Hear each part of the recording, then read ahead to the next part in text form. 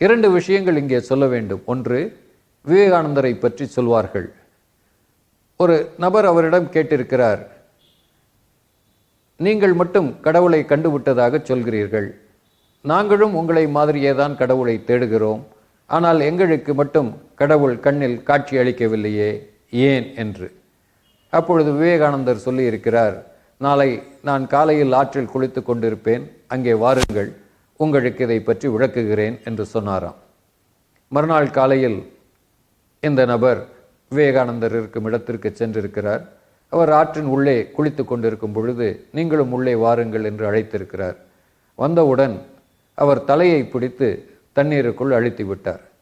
அவர் எவ்வளவோ முயற்சி செய்து வெளியில் வர முயற்சி செய்து கடைசியில் ஒரு வழியாக தப்பித்தோம் பிழைத்தோம் என்று வெளியில் தண்ணீருக்கு வெளியில் தலையை கொண்டு வந்தார்.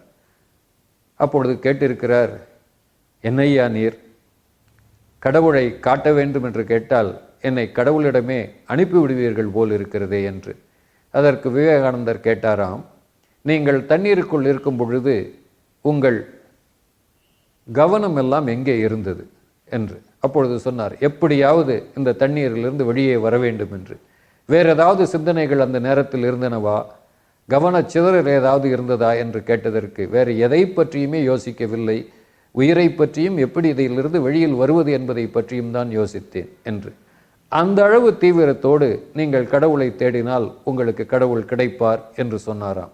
அதுபோல உங்கள் இலக்குகளை தீவிரத்தோடு நீங்கள் தேடினால் வேறு எந்த விதமான கவனச்சிதறல்களும் இல்லாமல், யாரும் உங்கள் கவனத்தை கலைக்காமல் திசை திருப்பாமல் உங்கள் கவனத்தை வைத்திருக்க முடியும் என்றால் நீங்கள் நிச்சயமாக அதை அடைய முடியும்.